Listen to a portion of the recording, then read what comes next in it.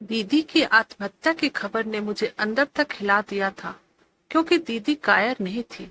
फिर अचानक मुझे एक दिन दीदी का वह पत्र मिला, जिसने सारे राज खोल दिए और मुझे परेशान व असमंज में डाल दिया कि क्या दीदी की आत्महत्या को मैं यूं ही व्यर्थ जाने दूं। मैं बालकनी में पड़ी कुर्सी पर चुपचाप बैठा था। जाने क्यों मन उदास था, जबकि दीदी को गुजरे अब 1 माह से अधिक हो गया है। दीदी की याद आती है तो जैसे यादों की बारात मन के लंबे रास्ते पर निकल पड़ती है। जिस दिन यह खबर मिली कि दीदी ने आत्महत्या कर ली है, विश्वास ही नहीं हुआ कि यह बात सच भी हो सकती है, क्योंकि दीदी कायर नहीं थी। शादी के बाद उनके पहले 3-4 साल अच्छे से बीते। जीजाजी और दीदी दोनों ही दिल्ली में काम करते थे। दीदी को किताबें पढ़ने का बहुत ही शौक था। वह मशहूर लेखिका की किताबों पढ़ा करती थी। एक बार जब मैं दीदी के पास गया, तब मैंने उनकी अलमारी से उनकी मनपसंद लेखिका की किताबें निकाली और पढ़ने लगा। 2 दिन तक मैंने उनकी किताबें पढ़ी। उनकी कहानियों ने मुझे बहुत ही प्रभावित किया। जब मैं वापस अपना शहर आने लगा, तब मैंने दीदी को कहा, मैं आपकी यह किताबें ले जाता हूँ। शेष कहानी पढ़कर आपको वापस भिजवा दूंगा। नहीं भैया, नहीं, यह मेरा प्रिय किताबें है और मैं इसे किसी को भी नहीं देती हूँ, चाहे वह तुम्हारे जीजाजी ही क्यों ना हो, क्योंकि एक बार किसी को किताब दे दो तो वह वापस नहीं मिलती। उन्होंने किताबें मेरे हाथ से ले ली और अलमारी में रख दी। मैं वापस अपना शहर चला आया। वापस आने के बाद मैं भी अपने काम में बिजी हो गया और फिर दीदी ने भी फोन नहीं किया और मैं भी बिजी होने के कारण दीदी को फोन ना कर सका। फिर जब संडे आया, तब मुझे थोड़ा फुर्सत मिली और फिर मैंने ही दीदी को फोन किया। फोन दीदी ने ही उठाया। मेरे बराबर पूछने पर वे बोली, भैया, उन्होंने अपना मुंबई ट्रांसफर करवा लिया है और अब मैं यहाँ अकेली ही रहती हूँ। कहने के लिए यहाँ उनकी ही बहन और बहनोई है, पर वह मुझसे कोई भी मतलब नहीं रखते हैं। और इतना कहकर उन्होंने फोन रख दिया। वक्त गुजरता गया और वह 6 माह बीत गए। एक दिन जीजाजी के बड़े भाई साहब, जो हमारे ही शहर में रहते हैं, बाजार में मिल गए।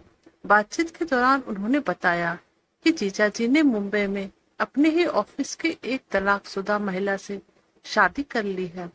जीजाजी ने दूसरी शादी कर ली। ये सुनते ही लगा जैसे आसमान में कड़कते हुए एक बिजली चमकी और सीधे मुझ पर आ गिरी हो। मैं स्तंभ रह गया और सोचने लगा, यह खबर पाकर दीदी पर क्या गुजरेगी।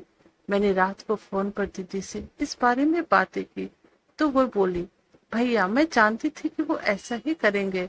खैर, अब ये बात छोड़ो और अब तुम मेरी चिंता मत करना। अपनी शादी की बात चलाना और कोई अच्छी लड़की मिले तो शादी कर लेना। भैया, अब मैं किसी तरह से अपनी शेष जिंदगी काट लूंगी। पर दीदी के ये अकेलापन मेरी बात काटते हुए वे बोली, हाँ भैया, अब एक बात ध्यान रखना, मेरा फोन ना भी आए तो भी समझ लेना मैं अच्छी हूँ। उन्होंने रोते हुए फोन काट दिया और फिर एक दिन मुझे दीदी का खत मिला।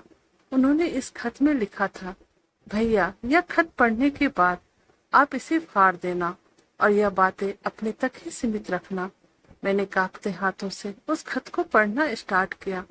मेरे प्यारे भैया, एक दिन यह बात मैंने अपनी ननद को बताई तो वो बोली, इसमें गलत ही क्या है, 5 साल से अधिक समय हो गया, इतने सालों में भी तुम्हारी गोद नहीं भरी तो लोग तो तुम्हें बांझ ही कहेंगे ना। भैया, तुम्हें याद होगा, एक बार मैंने तुम्हारे फोन पर बातचीत के दौरान पास स्थित पहाड़ी पर एक बाबा के डेरे पे जाने की बात कही थी।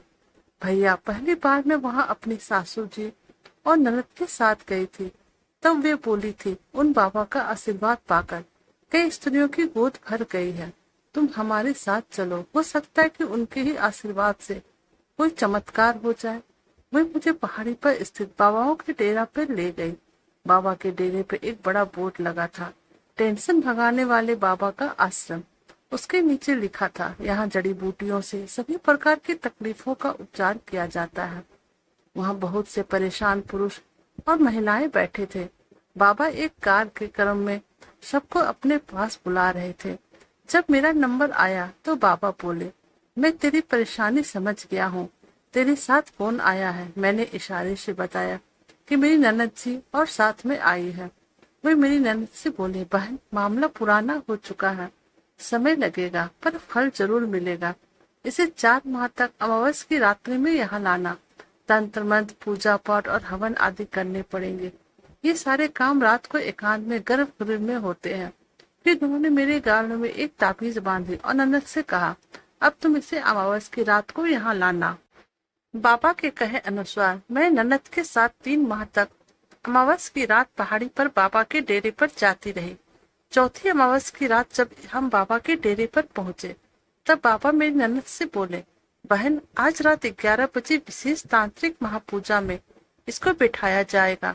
चूंकि यह तंत्र क्रिया एकांत में ही की जाती है, इसलिए तुम चाहो तो घर चली जाओ और रात के 1 बजे के बाद इसे अपने साथ ले जाना। उनके कहने पर ननद जी घर चली गई। उसके बाद वे बाबा लोग मुझे एक अंधियारे गुफे में ले गए और उन्होंने मुझे एक हवन कुंड के सामने बैठा दिया। फिर उन्होंने कुछ देर तक जोर जोर से मंत्रोच्चारण किया। उसके बाद बाबा बोले, अब तुम एक एक करके अपने बदन से वस्त्र उतारो और इस हवन कुंड में डालते जाओ। मैंने वस्त्र उतारने से साफ इनकार कर दिया। तब पीछे से एक साधु बाबा ने मेरा हाथ पकड़े और दूसरे ने मेरे साथ जबरदस्ती करना चालू कर दिया। मैं जोर जोर से चिल्लाई भी, लेकिन शहर से दूर पहाड़ी पर मेरी आवाज सुनने वाला वहां कोई नहीं था। उस रात मैं उनके दुर्चार का शिकार हो गई। वे दुर्चार करने के बाद मुझे पहाड़ी से नीचे फेंकना चाहते थे, लेकिन बहुत संघर्ष करके मैं वहां से जान बचाकर भाग आई। भैया, दुर्चार का शिकार होने के बाद मैं तत्काल आत्महत्या करना चाहती थी, लेकिन उस स्थिति में मेरी सासू जी और ननद मुझे ही अपराधी मानते, इसलिए मैं जान बचाकर घर आई। जब मैंने यह घटना अपनी ननद को बताई, तो वे बोली, मुझे क्या पता था कि वहां तुम्हारे साथ ऐसा होगा। हम लोग तो यही चाहते हैं कि तुम्हारी गोद भर जाए और हमारे भैया को उनका वंश चलाने वाला मिल जाए। जब मेरी सासू जी को इस घटना के बारे में मालूम पड़ा, तब वे बोली, लगता है मेरे नसीब में मेरे मरने के बाद भी मुझे पानी देने वाला नहीं है। भैया, अब तुम ही बताओ, ऐसी मेरी जिंदगी जीकर मैं क्या करूं? तुम्हारे जीजा जी ने मेरे जीवन में जो अकेलापन भर दिया है, उसे मैं तंग आ चुकी हूँ। इसलिए सोचती हूँ कि आत्महत्या ही कर लूं। भैया, याद रखना, यह पत्र सिर्फ तुम्हारे लिए है, इसलिए इसका जिक्र कभी किसी से मत करना, पुलिस से भी नहीं। तुम्हारी दीदी। पत्र पढ़ने के बाद मेरे मन में यह बात पक्की हो गई कि दीदी की मौत के लिए सिर्फ जीजा जी दोषी है। अब दिल तो यही करता है कि दीदी का यह पत्र पुलिस को सौंपकर जीजा जी और उस छोटे बाबाओं को उनके किए की सजा दिलाऊं। लेकिन दीदी के पत्र में लिखे शब्दों का सम्मान भी मुझे रखना है कि भैया, याद रखना, यह पत्र सिर्फ तुम्हारे लिए है। इसका जिक्र तुम कभी किसी से ना करना, पुलिस से भी नहीं। मैं परेशान हूँ और असमंज में पड़ा हूँ कि क्या करूँ। क्या दीदी की आत्महत्या को यूं ही व्यर्थ जाने दूं? शायद इसी स्थिति को इंसान की बेबसी कहते हैं। तो दोस्तों, आपको हमारी ये कहानी कैसी लगी? प्लीज आप हमारे चैनल को लाइक, सब्सक्राइब और शेयर कर दीजिएगा। Thank you.